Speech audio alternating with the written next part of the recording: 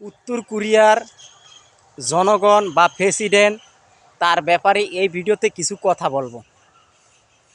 আপনারা ভিডিওটা মনোযোগ দিয়ে একটু শুনবেন। উত্তর কোরিয়ার প্রেসিডেন্ট আপনার সাধারণভাবে চলাফেরা করে জনগণের মতন।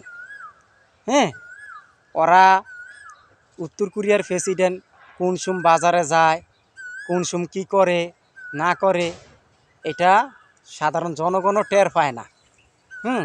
আর উত্তর কোরিয়া প্রেসিডেন্ট কিন্তু এবং উত্তর কোরিয়ার জনগণ আল্লাহকে প্রচুর ভয় পায়, প্রচুর ভয় পায়।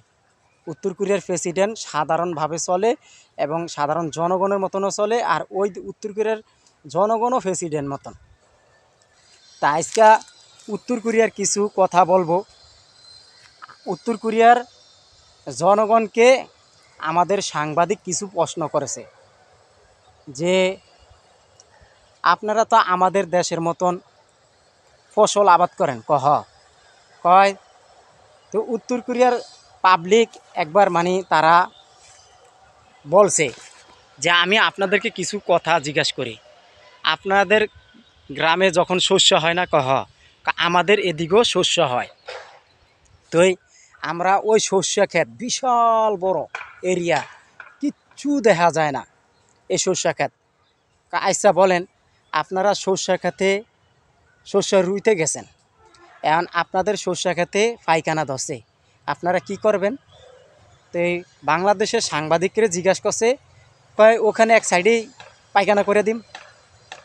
এই যে আপনারা এই তো আল্লাহকে ভয় পান না। আর আমাদের এদিকে কি জানেন, আমাদের এদিকে শস্য ক্ষেতের পাশে সরকার বাথরুম করে দিছে, টয়লেট করে দিছে, এই জন্য আমরা ওখানে টয়লেট করি। যতই দূরে হোক আমরা কোনো দিন খেতে পায়খানা করব না।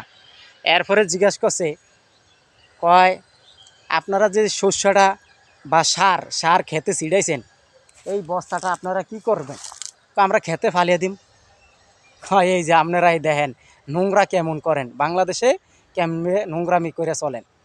আর আমাদের দেশে কি করব জানেন, ওই শস্যার ওই সারের বস্তাটা, ওই বস্তাটা ডাস্টবিনের ভিতরে ফালাইব, কোনো ক্ষেতের ভিতরে ফালাইব না। এত পয় পরিষ্কার, ওরা আল্লাহকে ভয় পায়। উত্তর কোরিয়া প্রেসিডেন্ট আল্লাহকে প্রচুর ভয় পায়, আর আমাদের বাংলাদেশের প্রেসিডেন্ট আল্লাহকে ভয় পাইব না। এরপরে আরেকটা 3 নম্বর প্রশ্ন, আরেকটা প্রশ্ন জিজ্ঞাসা করছে, কয় আপনারা এই যে খাবার গ্রাম থেকে খেতে খাবার নিয়ে যান, এই খাবারটা কোনানে খান? কয় আমরা খেতে খাই, ক্ষেতের আইলে খাই। কয় না, আমাদের এখানে কি নিয়ম কি জানেন, আমাদের ক্ষেতের ভিতরে ক্যান্টিন আছে, এই ক্যান্টিনে আমরা বৈশা খাই।